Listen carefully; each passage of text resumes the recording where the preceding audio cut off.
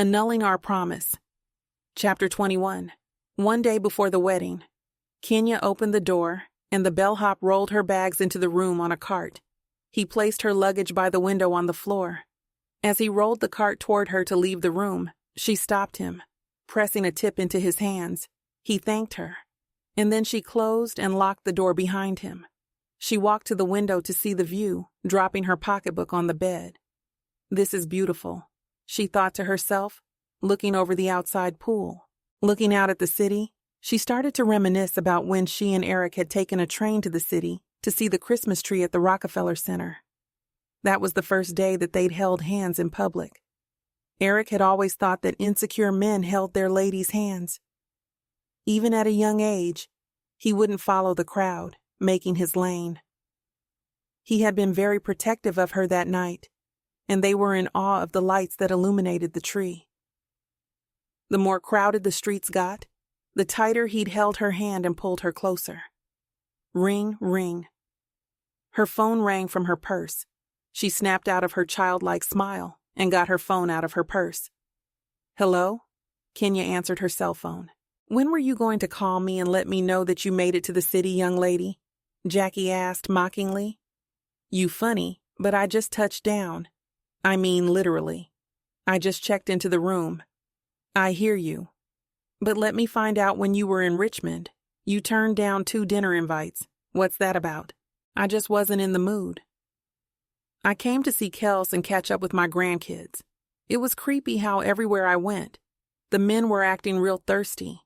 I must have had a divorced sign on my forehead that I wasn't aware of. That's how bad it was. You don't have to tell me. I'm married, and I still go through the same thing. For us to be over 50 and still get all the looks that we do is just being blessed with our mother's genes. I wish you would live a little. A free meal and a little conversation never hurt anyone, okay?" Says the lady who sent me the email of the different website dating serial killers. I don't even know if they caught that guy yet. Plus, I make my own money. I'm not chasing a free meal just to wind up becoming the meal. "I can't agree with you," Jackie said with a slight snicker. "I don't know why. You already know how I'm wired. Are you going to come to the house? Or will I see you tomorrow?" "Tomorrow. I'm burned out from this ride. Plus the grandkids wouldn't give me a free second to myself. I'm in the same hotel where the wedding is located. If you feel like coming to the city later, let me know. I can't wait to show you this view. I got the Skyline View King room, and it's amazing. I'm sure it's amazing. You ain't even slick. What are you talking about now? So, you conveniently got a room in the same hotel as the wedding, for easy access, legs to the ceiling. Whatever. Don't confuse me with you. Let me get off this phone so that I can get a spa treatment. Hit me if you decide to come out here." "I will. Talk to you later." Kenya went through her luggage, looking for her sweatsuit. She found it, and she went to the bathroom to change. Eric was sitting in a chair in the lobby waiting for Danny. He got up from the chair and headed to the elevator. He pressed the button as both elevators were coming down. A group of women walked up behind him as he waited. They all smiled at him as they continued talking about not being late for the Broadway play they were all going to see. The elevator opened, and 3 of them jumped in before him, but the others waited for him to get on. "Y'all good? I can wait on the next one. Enjoy your play." "Get in here," one of the ladies said as she locked arms with him. The lady pulled Eric on the elevator, and the other women followed. It was a real tight fit, but they didn't seem to mind. Kenya stepped out of the elevator into the lobby, heading to the front desk. She didn't realize that she just missed Eric. He unlocked room and flopped onto the bed, face first. His phone vibrated in his pocket. Eric rolled over and pulled it out of his pocket. He had a text from Danny. "Danny, sorry to the wedding party. We are going to cancel today's walkthrough. The brunch is still going on. Yolanda and I might be running late. Excuse us, but feel free to eat all you want. Thanks for understanding. Eric. If you need me, I will be in my room. Danny. Thanks, Dad. Eric. NP." Eric grabbed the remote from under the pillow and turned the television on. He flipped through the channels until he stopped at House Party. Eric watched that until he dozed off. Danny walked Yolanda to her room. He didn't go in. He merely talked to her at the door as she stood in the room. I wish Mr. Taylor would have showed up at the brunch. Most of the wedding party came late, but he didn't even show up. I have a funny feeling about that. Yolanda sighed. Don't worry your little head with my dad. When I texted him earlier, he said to hit him if I needed him. I decided to let him relax. I know that he's doing all this for us. This isn't his cup of tea. The couple sensed his discomfort at the 8th or 9th rehearsal. I thought it would be best to let him rest the day before. Danny tried to calm her nerves. I understand. Just check on him before you go to your room to make sure he's okay. Will do. Is there anything else that you need me to do as your fiancé? Because tomorrow, we will be Mr. and Mrs. Taylor. You can officially change your social media status. I don't need anything else with your corny tale. Okay, my love. I will see you at the altar, Danny said, backing away from her door, kissing his hands and blowing towards her. She caught every kiss he blew with a smile until she closed the door. Danny went straight to his dad's room. He knocked 3 times on the door. No one answered. He knocked again and then he placed his ear to the door, trying to see if he could hear anything. Eric opened the door then, and Danny stumbled into the room. My bad, Dad. Danny gathered himself. You good. I see you haven't learned anything from listening to my door. Eric closed the door behind Danny. They both laughed. When Danny was younger, he had once listened to Eric and Charlene role-playing. They'd had on superheroes' costumes and everything. She kept saying, "You're going to choke me again." He'd heard the moans and feared his dad was killing her. In all fairness, he had been, but not in the way Danny had thought. I should have learned my lesson. When I busted in your room to save Charlene might have been one of my biggest mistakes. I never looked at her or Wonder Woman the same again. Damn, I forgot about that costume. I missed the fun we had together. Whatever happened to y'all? She got in her feelings and wanted more than what I was offering, or at least what I wanted to give her. She might have got married 4 years later. Bruce ran into her a few years back in the subway, and he said she looks like a completely different person. What he meant by that. I heard her husband got killed in front of her. Wow. I know that had to scare her deeply. I couldn't imagine something like that happening. That's crazy. Too crazy, but I know you didn't come to talk about my past. What's good, son? Nothing. Yolanda was just worried about you not showing up for the brunch that ran over into dinner. She made me check on you. I'm good, as you can see. I needed that rest. Okay, great. Danny picked up Eric's tux that was draped over the desk chair. He hung the tux in the closet. See you in the morning. Danny let himself out and went back to his room. Kenya cut the light off as she came out of the bathroom from taking a shower. She walked past the bed to the window and noticed the full moon. She made her way to her refrigerator and snatched a miniature bottle of Moscato with a twist-off cap. Kenya slid the recliner to the window and sat down with her wine and her blue silk pajamas, hypnotized by the moon's beauty. Sipping her wine and enjoying the view, she thought she saw a shooting star. Not too sure, she got up and placed her hand on the window as she looked closer. 3 floors up, Eric watched a star streak across the sky. He was about to close the curtain, but he thought about what Danielle used to say when she saw a shooting star. Make a wish and do it fast. Claim your blessing before it's past. Eric could almost hear saying that. He closed the curtain with a smile on his face. He didn't make a wish, but in his heart, he wished he was marrying his Danielle tomorrow. Eric got in the bed and laid there for a moment, staring at the ceiling until he went to sleep. Annulling Our Promise. Chapter 22. 3 hours to the wedding. Yolanda's suite was packed with almost 20 people. She was sitting on the bed with her robe on, like a queen bee. Everyone was moving with an agenda that constructed around her. As the wedding planners walked out, The hairdresser walked in and started setting up his station. She watched him as he pulled out what must have been 10 different curling irons and lined them up. Mrs. Banks caught her staring at the hairdresser as if something was wrong with him.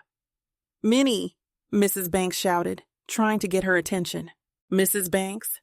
Yolanda's mother. Everyone called her Mrs. B. She was about 5'6" and as jazzy as she wanted to be. Mr. and Mrs. B had been married for over 40 years. Mr. B was about 6'2" and cooler than the other side of the pillow. He was a man of many words, and Mrs. B couldn't stand it. They were certainly an odd couple, but it worked for them nonetheless. "Minnie," she repeated as she tapped Yolanda on her shoulder. Yolanda jumped. "You scared me, Mama. I didn't even see you come into the room." "I know. I haven't seen that look on your face in years. Is everything okay, baby?" "Yes. Just thinking, I love your dress. What happened to the white and gold one?" Mrs. Banks had on a silver, off-the-shoulder embroidered gown. She spun around to show off her full dress. "I'm still wearing white and gold, just not the one that you saw. No one has seen it." "No. One." "Okay, Mama, do the damn thing. Where's Daddy?" "He's coming. Unless God answered my prayers." "Mama, don't say that." "I'm just playing. Fix your face. It's your day, and I'm going to be on my best behavior." "Good. I think Princess is ready for you," Mrs. Banks said as she pointed at the hairdresser. "That's Peter, Mama. And what happened to your best behavior?" "I said that about your dad, not him." Mrs. B hummed as she cut her eyes at Peter. Yolanda sighed as she walked and sat in the chair. Peter tilted her head straight and stepped back, looking at her. She thought to herself, Mama might be right. He had on more bracelets on both arms than an African princess. She smiled to herself as he got started. Kenya walked into her room from working out in the hotel's gym.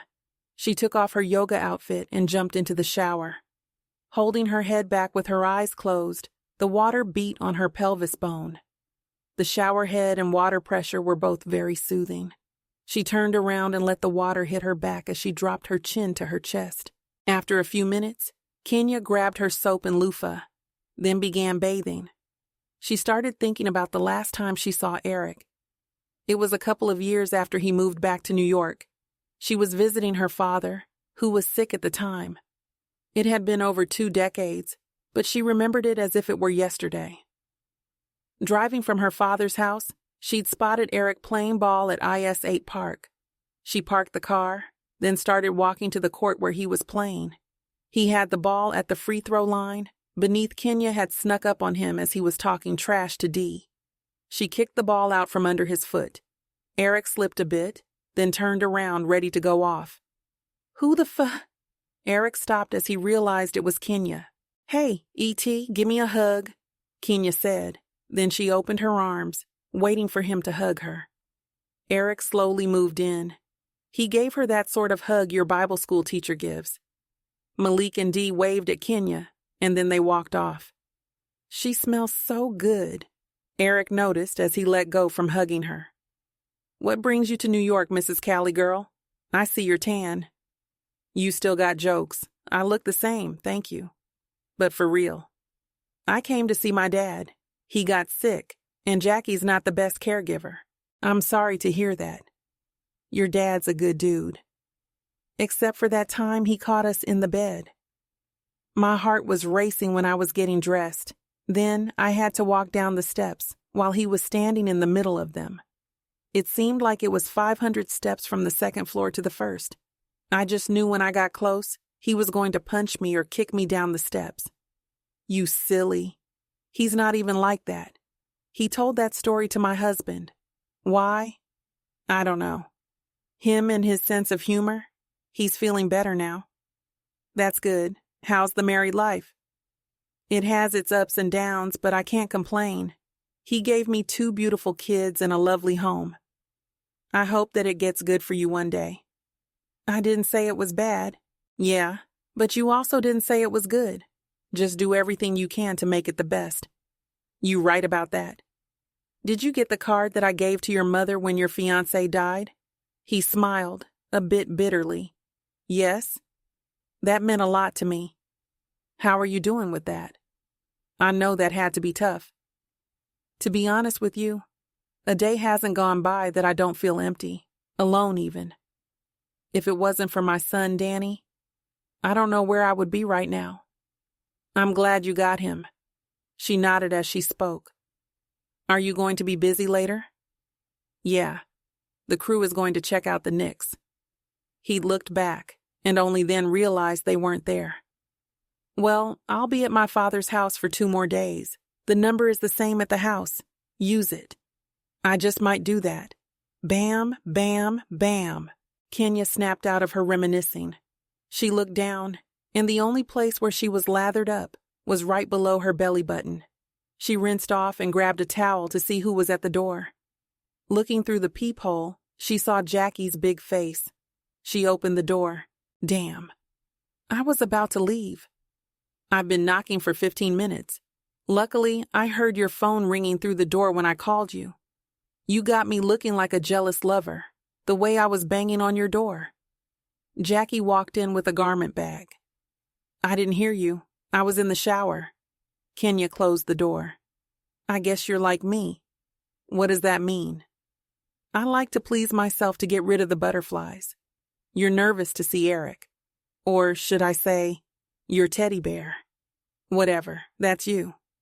Kenya went back into the bathroom to finish her shower. She thought for a second. Should I? Nah. Eric was sitting on the edge of the bed, watching College Game Day on ESPN. He was semi-nervous, as if he was the one getting married. He looked at his tux and started thinking, I hope that they don't have any surprises. Every time someone thinks that they know someone that's my type, it always goes bad. Hell, I don't even know my type. Yolanda is a lovely young lady, but her favorite aunt looks like my favorite uncle. I don't know what they were thinking. Then Candace. Her aunt had the nerve to say she's not looking for a serious thing, just wants a friend with benefits. He had smiled, with an internal frown when she'd said that, not trying to hurt her feelings. But he thought to himself, I'd rather pay for Obamacare before I accept her benefits. She wasn't unattractive. She'd even had a nice shape. The mustache had been what threw him off. Eric had faked a stomachache instead and left Yolanda's family get together. A little after he got settled at the house, Danny had called. Hello, son. Yeah, I'm just checking on you. How's your stomach? It's better. I think I needed to come home. Cool. Candace hasn't stopped talking about you ever since you left. Well, she can stop. Why? She doesn't want anything serious. So you're trying to tell me that you wouldn't hit? I wouldn't hit that with your car. You didn't see her mustache? After Danny laughed, he'd answered. It's light, Dad. It's not even that bad. It's bad. The whole time she was talking, I was thinking about an episode of Tom and Jerry, where the one mouse kept snatching Tom's whiskers off to use on his guitar. She was weirding me out. You silly? You kind of put me in a bind. How? They told me to call you and see if it was okay for me to give her your number. What am I supposed to tell them? Tell them I'm allergic to mustaches. Just tell them I'm trying to see if this one relationship works out before I start anything else. Tell them that. Danny had hung up after that. When he came home, I let them have it. He never tried to hook me up with anyone again. Eric smiled to himself, thinking about that crazy encounter. What time is it? He wondered, unsure how long he'd been sitting there. He grabbed the remote from behind him and pressed the guide button. Damn. He jumped up and got into the shower. In Danny's room, Brandon was sitting on the sofa with his feet on the coffee table, and Thomas was sitting in the chair next to the window. Danny came out of the bathroom with his toothbrush in the holder in his hand. He placed the holder on the desk, then sat on the bed. This your last time, or forever hold your peace, Brandon said to Danny. For what? For me to call the showstopper, Miss Sunshine, and get you some of that exotic sex. You crazy. And you better say that real low. Yolanda has supernatural hearing. Plus, the only sunshine I want is in the sky. You trying to have me messed up like that dude on Harlem Nights? Word. He was sprung. Let me get out here so I can get dressed, even though I'm not in the wedding. When I asked you, you said no, so save that. You right. I'm going to see you in a few, Brandon said as he let himself out. Danny went into his safe in the closet and grabbed the rings. He sat on the bed and opened the box. Wow, you should have a security guard with you or something, man. That ring is shining, Thomas said to Danny. This is my mother's ring. A few added carats, specially designed. Yolanda doesn't know because we picked out wish rings a few years ago. I took some pictures with my phone when she looked at another set. It's amazing what these jewelers can do. You're about to make me cry with that sweet story, but I know the real you. Huh? I remember when you recycled a Valentine's card someone gave you. I did do that, but I was like 13, Danny chuckled. I know. I had to change the mood before you start crying. I know how much you must love her, to trust her with your mother's ring like that. He patted Danny's shoulder. On that note, I'm out. I've seen too many videos of men crying on their wedding day. See you in a minute. Danny looked at the ring until he saw his mother's smile, shining like a twinkle in the ring.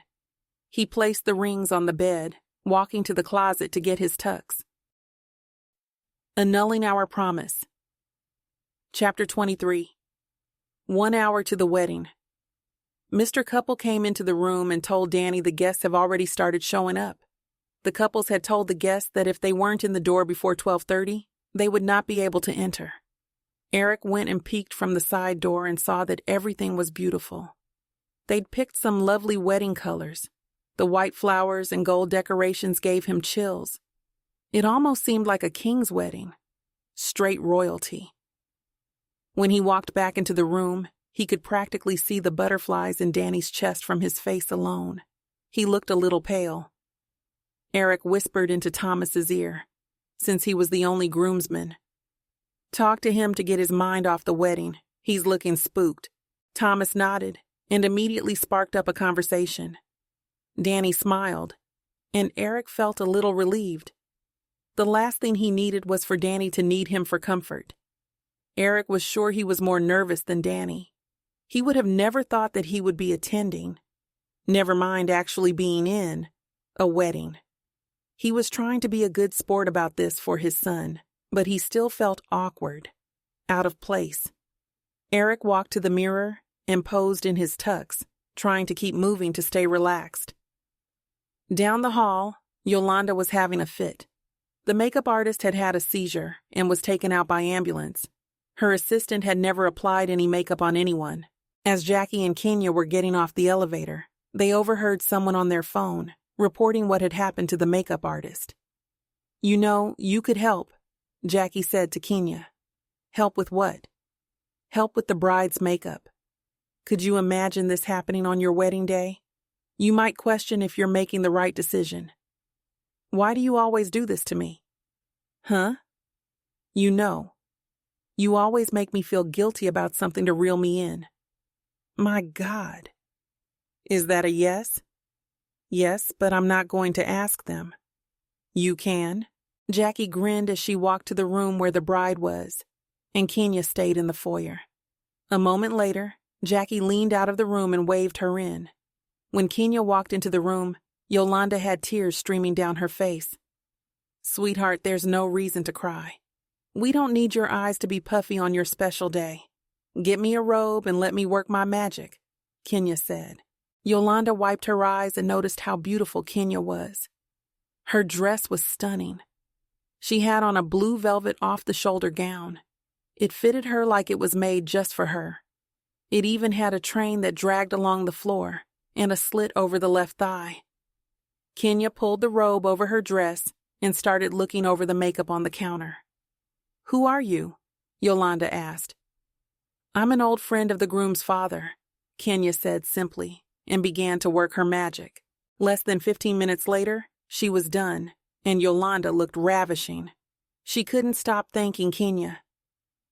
It was after 12:30 by then, and so they called Mrs. Couple into the room to have them let Jackie and Kenya in the ceremony. Yolanda told Mrs. Couple to seat them on Danny's family's side, next to Nana, Danny's grandmother. Meanwhile, the rest of Yolanda's team got her gown and started the dressing process. At 1 o'clock sharp, the ceremony started. The ushers marched the parents in. The wedding party followed, and then the flower girls. They placed their flowers carefully on the floor instead of throwing them. It was going just as rehearsed. Eric standing to the left of Danny, and Thomas to the left of him. Thomas and Eric had on white tuxes with gold vests, gold bow ties, and white shoes. Danny, in contrast, had on gold shoes, white pants, and a white shirt with a European collar. His coat was white and gold honeycomb fabric. Eric nodded at Danny as they stood there to let him know he was looking sharp. Danny smiled back. Across the altar, Sherma was the maid of honor, and Cherry, Yolanda's niece, was a bridesmaid. They both had on matching sleeveless dresses, gold on the top and white on the bottom. As soon as John Legend's All of Me started playing, everyone stood up and faced the door. The flowers that the girls placed on the floor suddenly lit up gold, bright gold. The doors opened inward, and there she was, standing with Mr. B. The sight of her took the air out the room. Mr. B marched her down the aisle with locked arms. The song was synced as if it were made for this moment, as her train followed behind her. They stopped once they reached the wedding party. Yolanda's dress was like something out of a fairy tale. She looked like a mermaid princess, simply magical. The pastor asked who was giving the bride away. Mr. B answered, and then he sat down next to his wife. Mrs. B grabbed his hand and placed it on her lap as she held it. He looked at her, still looking stunned. Danny was about to explode with all the emotions he was feeling, seeing Yolanda for the first time in her gown. She stood there in white and gold, crystal beaded. The pastor said a few words. Then, he instructed Danny to hold Yolanda's hand. He did so as they both faced the pastor. Looking at Danny's face, Eric realized he was making the right decision. Eric took a deep breath, then exhaled, feeling joy watching his son undergo the biggest commitment a person can take. He looked in the direction of Nana to see if she was enjoying this as much as he was. As he looked in her direction, the photographer's light made it hard to see his mother. Eric squinted to get a better view, and he froze, almost stopped breathing. He saw Danielle sitting next to his mother. Eric could hear the pastor doing the ceremony, but couldn't make out what he was saying. He squinted once again, and his eyes focused. The person next to Nana was bending down. When she came up, she passed his mother her glasses that had fallen, and, to his surprise, it was Kenya sitting beside Nana. She was looking beautiful, and he was totally shocked to see her. Eric stared at her so hard that his mother caught his eye, gesturing at him to look forward. Then she pointed at Danny and Yolanda. He felt like a kid that got caught looking up a grown-up's dress or down their bra. The ceremony continued, but he still couldn't hear a thing. The last time that sensation had happened was when he had had that season-ending injury in college. Luckily, he was able to play it off from all the rehearsing they did leading up to the wedding. No one was the wiser, because Eric still smiled on cue. Every so often, he would look in the direction of Kenya. The next time, she smiled and waved. He nodded back, but in his head, he licked her nose, and she tasted good. Eric's hearing was starting to come back, and just in time, too. He got to hear the pastor tell Danny, "You may now kiss the bride." They kissed, closed-mouthed, but very deeply. The room erupted into claps and cheers. The newly wedded couple turned around and jumped over the broom. Then they walked out, holding hands as bubbles came from every direction. The wedding party stayed as most of the guests went upstairs to the banquet hall, where the reception was taking place. While the photographer was taking more pictures, Eric's mind kept rambling with questions. Why did my mother invite Kenya? Did she come from California? Or is she back here? Eric had so many questions going through his mind that the poses were a blur. Finally, the picture taking was over, except for the bride and groom. Mrs. Couple escorted the wedding party to the banquet hall, as they would be announcing the party as they entered the reception hall. Everyone entered the elevator and went up. Meanwhile, the newlyweds were practically glowing in their pictures. The photographer was loving shooting a little too much for Danny's taste, though. "Don't you think we have taken enough pictures?" Danny whispered in Yolanda's ear as he stood behind her in yet another pose. "I don't know, but I'm ready to get upstairs with everyone," she replied under her breath. "I think that's enough here. Save some for the reception," Danny said to the photographer. "Okay? I need to get a few shots of the wedding set. Then, one pose with your fingers locked together, chest high as you'll look each other in the eyes. Trust me, it's a priceless effect." They looked at each other knowingly, but they did what he instructed.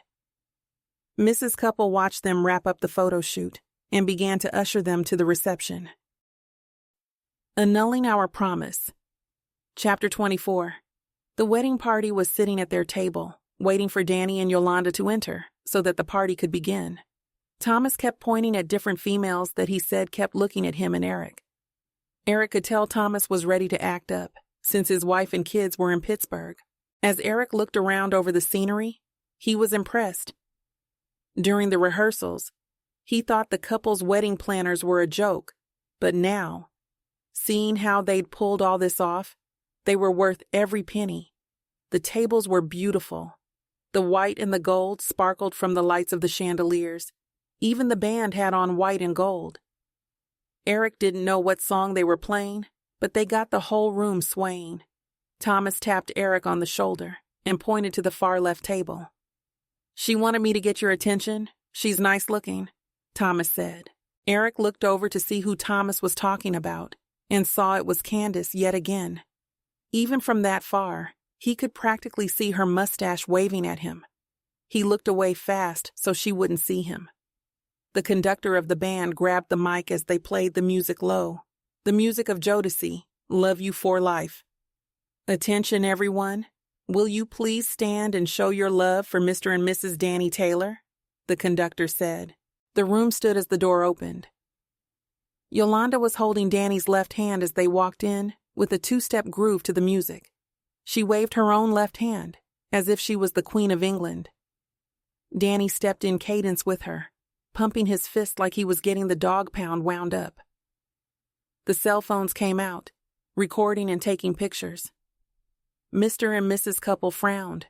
They specifically had, in bold letters on the ceremony and reception do's and don'ts, written, "No rice throwing and no cell phone photos or recording." Eric, however, smiled. He had never seen Danny this happy, and he was proud of his son. When they made it to the table, he pulled his new wife's seat out, and she sat down. Eric hugged him tight before they sat down. The conductor then passed Danny the microphone. "I want to thank everyone for coming out to celebrate our special day. This day was inevitable. The first time I had a conversation with you, I knew I was talking to my wife. I love you, baby, with all my heart," Danny said. Then he kissed her. "Before I bless the food, the caterers would like for y'all to come up by the tables. They will direct the traffic." He took a breath and bowed his head. "Heavenly Father, I come to you as humble as I know how. Thank you for your mercy and all your blessings, even though I'm not worthy. Thank you for my wife, my family, and friends. Thank you for the food that we're about to receive and the hands that prepared it. Thank you, Lord, for this day and the days to come. In Jesus' name, amen." Danny cut the mic off, then handed it back to the music conductor. When he sat down, Yolanda kissed him again. Joy and admiration came over Eric's heart. He looked at Danny, still somewhat in awe of the man he had become. To hear Danny pray like that reminded Eric of Nana making him pray over his meals as a young boy. Over the years, he'd become less religious, some might say not even spiritual. He was glad that Nana had instilled that in Danny.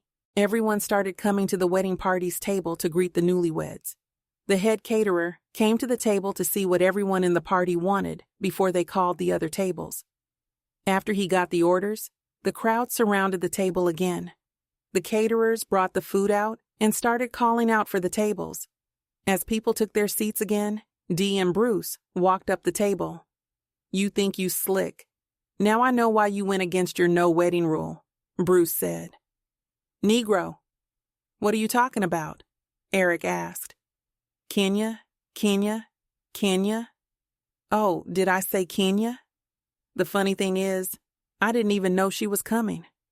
"Are you serious?" "As a heart attack. When I saw her sitting next to my mother, I almost had a panic attack. And I never had one of those. It might be fate," Dee said. Bruce and Eric looked at Dee as if he were suddenly talking Chinese. "I don't believe in fate, but I believe in opportunities.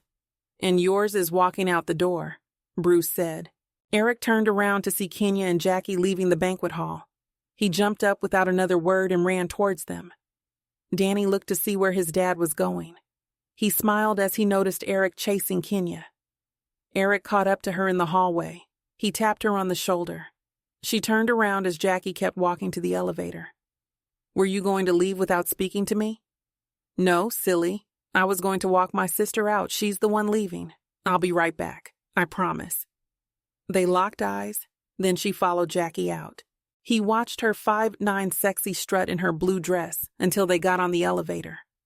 Malik stepped out of the elevator beside theirs, throwing his hands up in the air like a referee, signaling for a field goal. "What you doing out here? Is it dead in there?" Malik asked as he gave Eric dap. "It's as alive as a wedding reception should be. And you just missed Kenya. She got on the other elevator." "Wow. You knew Kenya was coming?" "Not at all. It must be my mother's doing. I need to speak to that woman." They walked into the hall together. Malik went over to the cruise table where Dee and Bruce were eating. Eric sat next to his mother. He kissed her on the cheek. "What you want?" "After a kiss, there's always something, so spit it out." She looked at him with her head tilted. "Did you invite Kenya?" "No." He looked at her for a second and waited for her to come clean. Then he realized she was telling the truth. He was baffled. "So, who did?" "I don't know." "You're asking the wrong person. Ask her." A plate was set down beside Eric on the table. When he looked up, it was Kenya again. "Can I get a hug, stranger?" she asked as she stood over him. Eric looked at his mother as he stood up. He gave her a big hug and noted that she smelled amazing. He tried not to hold her too long, but their embrace was electric to him. If the room were pitch black, that hug would have lit it, clear as day. As they released, Eric gazed into her eyes briefly. In that moment, he experienced a calm that he once yearned for ever since Danielle passed. They sat down, and she opened her napkin and placed it on her lap. Then, she started going in on her food. He forgot that they were in a crowded room, not to mention a wedding reception. Watching her eat made him reminisce. He couldn't hide the smile that appeared on his face. "I see your appetite hasn't changed," Eric said jokingly as Kenya ate with no regard to the rest of the table. "I see you still haven't got a job at Saturday Night Live." They both laughed. Danny had sent a server to bring Eric's food to Nana's table. As they ate, they made a little small talk. Nana had long since gotten up and was mingling with Danny's other grandparents. Eric and Kenya finished their food and walked to the open bar. Standing in line, she leaned closer and whispered in his ear. "Do you know what today is?" Eric thought to himself. November 26th. He knew her birthday was in August. He didn't say anything, just stood there with his eyebrow raised, trying to think. Kenya pulled him out of line by his hand. "Let me show you." She led him out of the hall into the elevator, pressing the button. The elevator opened, and a couple exited. She pushed Eric onto the elevator, and then she got on and pressed the button for what he assumed was her floor. Eric stood behind her, somewhat shamelessly looking at her butt. I'm loving her grown weight. We are not kids anymore, he thought to himself as he bit his lip. Annulling Our Promise. Chapter 25. The elevator opened, and Eric followed Kenya to her room. When she got to the door, she searched for the key card in her clutch bag. He tried to act cool, but his heart was beating 20 miles an hour. An older couple walked by as Kenya was searching. The woman said that they were the most beautiful couple that she'd seen in years. She also told them to enjoy their night. Eric didn't correct the woman, he simply smiled. Kenya pulled the card out her purse and showed it to Eric as she rolled her eyes. He smiled at her, because he had seen her nose flare from aggravation as she'd searched. She swiped the card, and then she finally opened the door. Eric stood in the doorway, waiting for her to get what she was trying to show him. She grabbed a big pocketbook on the desk. Then she looked back at him. "Will you get in here and close the door?" As he did so, she pulled an envelope out of her bag. Then she sat on the bed and placed the bag behind her. Eric made his way further into the room. Kenya tapped on the bed for him to sit down. He did, and she handed him the envelope. "Open it. I hope this refreshes your memory." Eric took the envelope and looked at her with a confused look on his face. He shook the envelope, and something slid back and forward. He got very curious at that point, opening the envelope and pulling out an old friendship bracelet. "Wow!" Eric gasped as he examined the bracelet. It was still in great shape. I remember making that in arts and crafts class right before Thanksgiving break. I even got into an altercation over the bracelet. James snatched it from me as I was admiring it. I chased him all over that class. Eric smiled as the memory came to him. "E.T., phone home," Kenya said, laughing, trying to get his attention. "My bad." This brought back a lot of memories, from the blue and purple plastic stings intertwined. Blue is my favorite color, and purple yours. And the white letter beads saying, "My love." This is crazy. Yeah, that's why I brought it. Just knowing I was going to see you on the Saturday after Thanksgiving. The universe has a way of telling you something. That's right. I did give that to you that Saturday. Man, do you remember that Saturday? Do I? I'll never forget how my father yelled up the stairs and told me there was someone at the door me. As I came to the door, he told me, "Don't leave off the steps." We sat there on those steps for hours talking about everything under the sun. Then you told me to close my eyes and you put out my hand. I did it. Then you placed something in my hand. I opened my eyes to see the friendship bracelet you gave me. I said thanks and hugged you. Eric smiled as he saw it as Kenya told the story. I was a little confused because we'd been going together for 6 months. Everybody knew except for my dad. Even my mother knew. Then you said in your cute way, "While making this bracelet, I thought about what I learned in science class. That one stick, even if sturdy, can be easily broken. But if you take a lot of sticks and put them together, it's going to take a great force to break them." I thought about us when Mr. Whitaker gave that lesson. Therefore, I took our favorite colors and bonded them to make our bond strong. Then the words, "My love." Today, I want you to know I love you. I try to play tough guy, but I realize I truly love you. And by you accepting this bracelet, I'm giving you my heart. And as long you have this bracelet, you will forever have my love. I could have dropped dead when I heard you say that. I put on the bracelet and went out to the side of the house. I kissed you, and you were so scared to kiss me back, you couldn't stop looking at the curtains in the windows on the side of the house.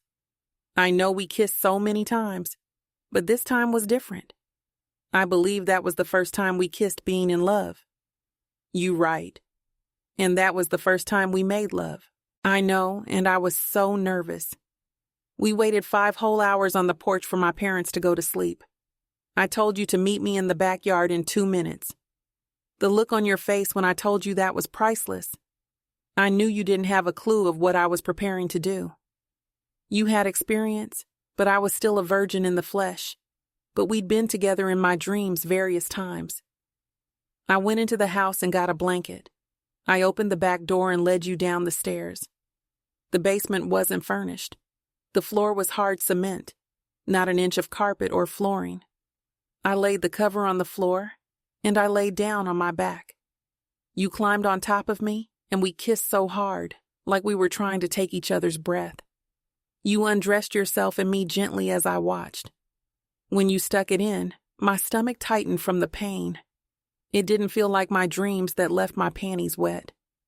Minutes in, the pain became pleasure, and I saw you with a different set of eyes. Then, when we finished, you laid beside me. You gave me a kiss that followed behind you, licking my nose. I'd said, "You, what's wrong with you?" And we both laughed. That was the first time you licked my nose, but not the last. That cover is still in my father's basement in a box I kept hidden. Yeah? You do remind her? I smiled and cried at the same time about that day for a week. You cried because you were in love for the first time. That too. But I cried because my pants kept aggravating the rug burns I got from the covers and hard floor. I just know I used all the cocoa butter in the house that week. You silly. No, I'm serious, he said, smiling as he looked at the bracelet. Kenya got up and walked to the refrigerator. She pulled out a bottle of wine and a big red velvet cupcake in a clear plastic container. She handed Eric the cupcake, and then she placed the wine on the table and opened it with the corkscrew. She walked to her closet, mumbling to herself. He watched her every move as his heartbeat sped up. Eric was hoping that she wouldn't be able to hear the way his chest was pounding. She walked back from the closet with 2 wine glasses, a lighter, and a candle. She tossed the lighter and candle on the bed next to him. Open the container and put the candle in the cupcake, she instructed as she poured 2 glasses of wine. Eric opened the container and did what she said. He pushed the candle too far, enough that he had to pull it out a little. She handed him one of the glasses of wine as she sat next to him. Kenya grabbed the lighter and lit the candle as she held the cupcake. Today is our anniversary. 38 years ago, we made love that changed our relationship forever. And you also gave me your heart. Before we blow out the candle, we need to make a wish. Eric closed his eyes, not only to wish, but because, in that moment, they were too close for his comfort. He was trying hard not to throw the wine and jump on top of her. When he opened his eyes, she still had hers closed. When she finally opened her eyes, she took a deep breath. Then, they blew out the candle. She tossed the candle aside and pushed the cupcake to his mouth. Eric took a bite, and Kenya bit the other side. Eric stood up enough to place the cupcake on the desk. When he turned around, she was standing right behind him. "What did you wish for?" she asked him. "Wouldn't you like to know?" "You right, don't tell me, so that it can come true. Let's make a toast." "To what?" "First loves all around the world." "To first loves." They tapped glasses. They took a drink as their eyes locked. Eric wiped the wine from his lips with his left hand, without unlocking eyes with Kenya. She moved in, and he couldn't back up because the desk was behind him. He realized then that, even so, he didn't want to back up. She licked the wine off his bottom lip, and they started kissing. They kissed so passionately that he felt as if they were back at the side of her parents' house. That kiss woke up something inside of Eric that had been asleep. It felt amazing. Too amazing. He pushed her away and asked her, "You sure you want to open this back up?" "Only one way to find out." Then she took his glass and placed both of them on the desk. She walked over to the curtains and started closing them. Eric came up behind her and started kissing her on her neck. He pushed the curtain back open. She turned around with a surprised look on her face. He kissed her as he kicked off his shoes and pants. Eric did all that without skipping a beat as they kissed. He backed away to pull off the rest of his clothes. She tried to get out of the way of the window, but he wouldn't let her. Eric shook his head slow and seductive as he bit his bottom lip, and Kenya grinned back. He'd taken everything off but his socks, and he kissed her and spun her around. He unzipped her dress, and they struggled to pull it over her head as she tried to stop it from messing up her hair. Eric tossed her dress on the recliner. He kissed her from her neck, back, to her thighs as he took off her panties. He took a knee as he rubbed her up. Eric was in awe of the smoothness of her caramel skin and grown figure. He tapped her legs open and she spread them, as her hands were on the window. He could feel her looking down on him. Eric massaged her vagina from behind. He could feel it throbbing as she clenched her cheeks. He grabbed her thigh and turned her back around. He placed his tongue in her as he caressed her waist. She grabbed his head as she sucked her lips in. He kept going to see how much she could take. Then, he stood up and stuck himself inside her. Kenya moaned as she held his shoulders. Eric didn't know when the last time was that he wanted to see someone's face while being intimate with them. He picked her up while still inside her and laid her on the bed, where they continued until they fell asleep. Annulling Our Promise. Chapter 26. Mr. Couple walked up to Danny and whispered to him in his ear, telling him that it was time for the best man to make his toast. "Okay, give me a second. Let me get my dad." Danny texted his dad. The phone vibrated, but there was no answer. Danny: "Dad, we are waiting for you to give the toast." He waited 5 minutes, still no response. Then, he called his dad again. Brr. Brr. Eric's phone was vibrating on the bed. His phone was still on vibrate from the wedding. "Baby, your phone keeps vibrating. It might be important," Kenya said to Eric as they laid on the floor, on top of the comforter with the sheets covering them. Eric reached up on the bed, feeling around to locate his phone, but had no luck. Kenya got up, tossed the phone to him as she walked to the bathroom. He stared at her as she walked away. It was incredible that, even though they hadn't been together all those years, that she was still the type of woman he was attracted to. Eric looked at the phone to see that he had a text and 3 missed calls from Danny. He quickly called him back. Ring, ring, ring. "Where are you, Dad?" "I'm in the room. Is it possible that Thomas could do the toast?" "He could, but is everything okay?" "Yes, son. I'm a little indisposed right now." "Just do that.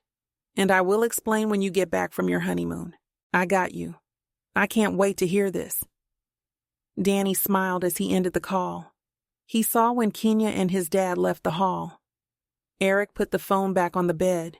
He grabbed the remote and turned the television on.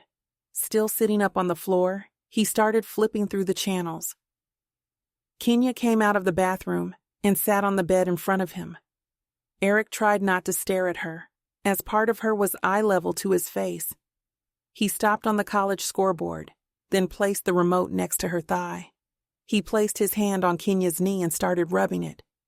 Eric noticed the look on her face. It was quite alarming.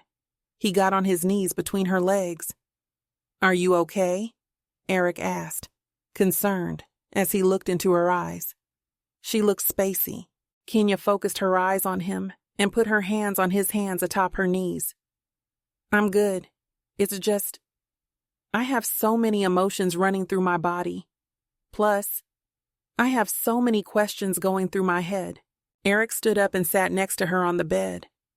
He put his right arm around her as he thought to himself, "This is usually when I peel out. I have no tolerance when a woman starts getting in her feelings too early." He surprised even himself, thought, as he asked, "What kind of feeling and questions?" "I don't know how to say it, but when we first kissed, it was weird. Not in a bad way, but like a very familiar and safe place. I already knew that our chemistry was always our strong suit. However, who would have ever thought that it would be this strong after all these years apart? I might be rambling or all over the place, but I can't stop thinking, what if? What if what? What if we had never broke up?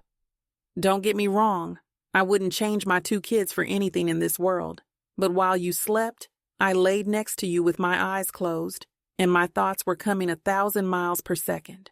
Believe me, it's mutual. I just don't want to spoil the moment.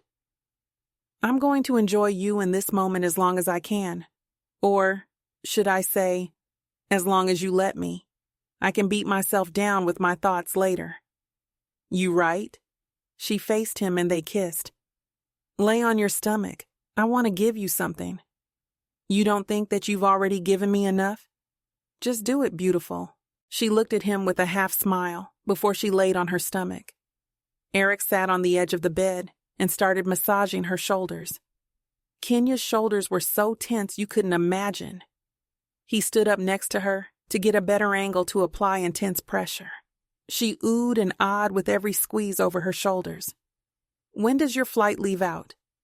"Tomorrow at 8 p.m., she said as she moaned from the massage. "Do you have to leave tomorrow?" "Not really. How about you leave on Tuesday?" My mind has been ticking just like yours, and it dawned on me. That was our first time having wine together. I could think about a lot of first times we could have in 3 days. Like what? Change your flight and find out. She rolled over to look him in his eyes. "You're serious?" "As a heart attack. I'm just waiting on you before I call my secretary to move my schedule around." She sat up and grabbed her phone, looking up the number to dial the airline. He picked up his tux from around the room. Eric got redressed, and Kenya watched his every move as she spoke to customer service. "Hold on 1 second, she said to the customer service rep. "Where are you going?" "To my room to pack. We're going to Atlantic City. Maybe my luck will help me cash out." "Don't make me wait another 30 more years." "Never that." He leaned down to kiss her. Eric went to his room, thinking about the letter Danny read to him in the kitchen. That sparked him to take the shot and put the game in over time.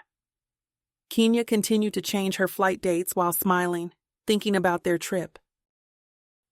Annulling Our Promise. Chapter 27. They drove to Atlantic City. The whole ride there they held hands, Kenya sometimes rubbing his knee. Between her sensual touch and the R&B station she found, Eric was tempted to pull the car over several times and finish what they'd started in New York. He hadn't felt like this in years. Too many years if you asked him. They pulled up to the Golden Nugget Hotel and Casino. The bellhop grabbed their bags and let the valet park the car. "Wait here while I get the key to the room," Eric said to Kenya. She sat with the bags while Eric went to the front desk. The clerk was having a hard time finding his reservation, since Eric only booked the reservation a matter of hours ago. The clerk went to get someone out of the office. This was starting to aggravate Eric. He looked back at Kenya, and she was on her cell phone. When she saw him looking at her, he forced a small smile. He wasn't exactly in a smiling mood, dealing with the idiot behind the desk. Eric turned back around, and the clerk came back with a piece of paper. He didn't know what was on the paper, but he typed the information into the computer. The manager finally found the reservation, and also gave them a complimentary gift basket for the trouble. Eric walked back to Kenya and grabbed the cart the bags were on, heading to the elevators. When they got to the room, she took the key card from him and opened the door. Kenya went into the room and walked to the window. Their room had a great view. It was only 6 p.m., but it felt so much later. She flopped down, face first, on the bed, and then she rolled over and kicked her shoes off. Eric looked at her while biting his lip. "Should we stay in for the night? Or do what I've been plotting on the way here?" "What are you thinking?" she asked. "I have this restaurant in mind. It's a real nice spot. I gotta get something to wear. The outlets are not too far from here. Wear your tux so we don't have to run out. We can relax until it's time to get ready to go." "Are you going to wear the dress you wore to the wedding?" "No, I packed enough dresses to go out for a week." "I know you did. But I'm not wearing this tux. You can chill while I run to the outlets. I'll be right back." Eric grabbed the key card, walking to the door. Kenya jumped up, ran to the door, and pushed it closed as he opened it. He turned around ready to question her, not understanding what was wrong with her. She kissed him so hard that he dropped the key card, and he was soon trying to pull up her shirt. She pulled it down as she backed up. "Go get your clothes, but don't make me wait too long." She kneeled to pick up the key card, never breaking eye contact. Eric wasn't sure how she knew exactly where the card was without looking. Kenya handed him the key, then stepped away. He took a deep breath and exhaled slowly, grinning as he went out the door. Kenya sat on the bed with her back to the headboard. She turned the television on with the remote and flipped through the channels. She stopped at a channel showing Ray, starring Jamie Foxx. Kenya placed the remote beside her and grabbed her cell phone. She had 2 text messages from Jackie. Jackie, I returned your rental car. They were very rude about me not being you. You probably can't rent from them anymore because I showed out a little. Jackie, okay, it was a lot. They even called security. I'm good. I know that's what's on your mind. Enjoy, Eric. Love you. She started to text Jackie back, but thought better of it, deciding to call instead. Ring, ring, ring. Hello? Jackie answered in a child's voice, as if she was in trouble. Thanks for turning the car in. No problem, Jackie said, still sounding as if she was expecting Kenya to react as a mother would, rather than as a big sister. I want to say thanks before I fall off the map. Eric is trying to have me lose my mind. I haven't told him that I haven't been on a real date in over a year. Those 2 blind dates I did at that time were a disaster. Plus, I only did it because I lost a bet. I don't know who's worse, Charita or you for getting me into some mess. Whatever. What's he's doing to make you lose your mind? Everything. From the sex to this spontaneous trip to Atlantic City. He was always sweet when we were younger, or should I say, when we were kids. But now his sweetness has really turned into romance. Even the look in his eyes is different. Stop. Are you sprung already? Damn. That's why I told you to stay in circulation as it comes to dating. I realize he's your first love, but remember, he's been single for a long time. Plus, Eric is Mr. Available when it comes to having a good time. I think his heart died when his fiancée died. That's what I heard from the ladies that come in the restaurant once they get a few drinks. They love how he is with his son, but he's unavailable when it comes to a serious relationship. Be careful. In other words, open your legs but close your heart. Have a good time without making it more than it is. You got me? I got you. I'm good. Trust and believe. Now, that's enough of worrying about Kenya. Let's talk about you. What about me? I'm happily married. I'm not talking about your marriage. What did you do to have them call security? I'll tell you later. My phone is about to die. Can you hear me? Can you... Kenya heard the dial tone. Jackie had hung up the phone before Kenya could respond. Kenya smiled as she tossed her phone to the foot of the bed. She turned the volume up on the television and scooted down until she laid flat on her back. Open my legs and close my heart. Close my heart and open my legs. She repeated those lines to herself over and over until the point that she fell asleep. 2 hours later, Eric hopped in a cab, coming back from the outlets. Looking at all the bags in his hands, he knew he'd overdone it. He could have used her arms to help, he thought to himself, as he struggled walking from store to store. Plus, trying to watch his bags and shop at the same time was difficult. Ring, ring, ring. Hello? Eric answered the phone. It was Dee. Can you talk? Dee asked. The sound of the call told Eric he was speaking through his car's Bluetooth. Yes? What's good? Nothing. Just seeing how everything is going with you and Kenya. So far, so good. We out here in AC. I'm coming back from the outlets. I left her back in the hotel. Okay, Playa. I see you trying to get those panties, Bruce's voice said through the phone. Eric laughed. Why you didn't tell me Nasty Nelson was in the car? And for your information, I got the panties back in New York. This just me catching up on another level. Something you wouldn't know, so close your ears while grown folks talk. Whatever. I'm older than both of y'all, Bruce said. Anyway, Dee, I'm feeling her right now. I mean, I'm really, really, really feeling her.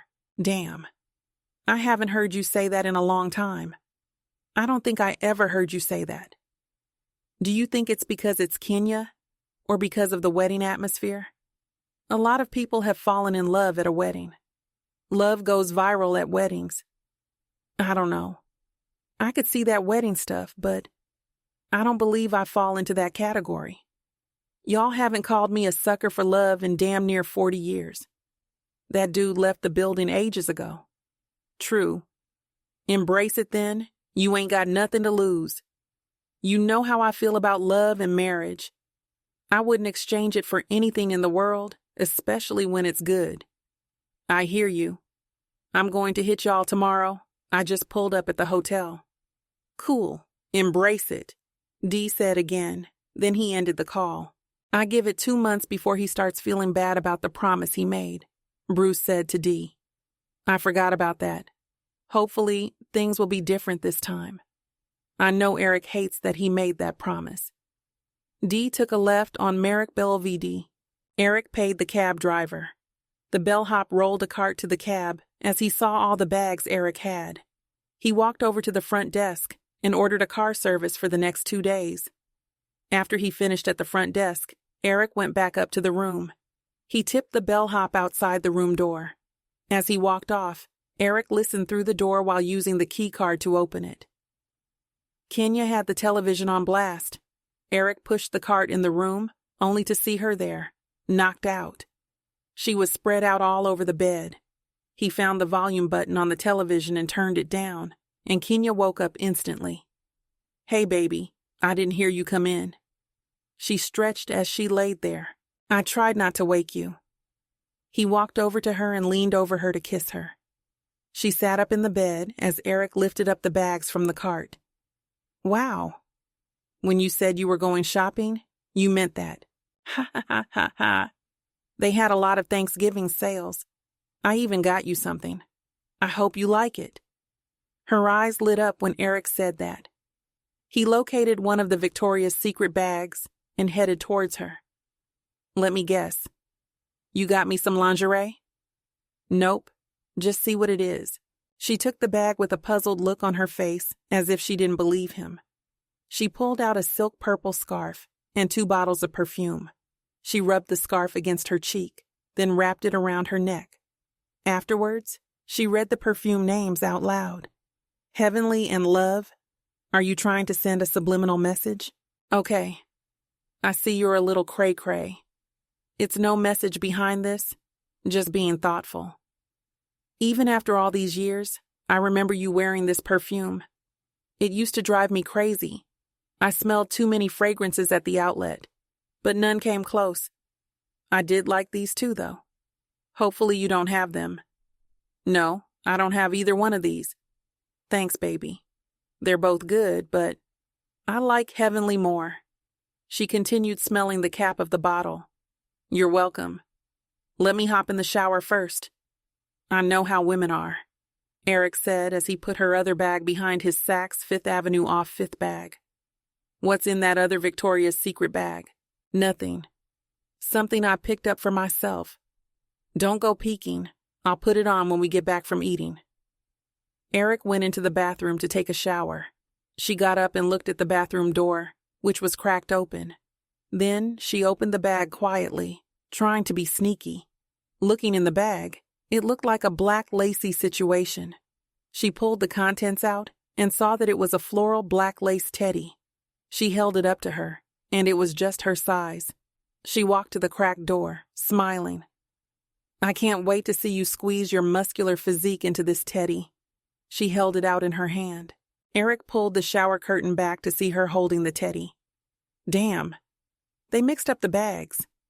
I picked out a blue one, and it was a little longer than that one. If that's your size, you can keep it. I don't like returning merchandise, he said, with a fake look of disappointment. Yeah, I bet you don't like returning things. She walked off laughing to herself.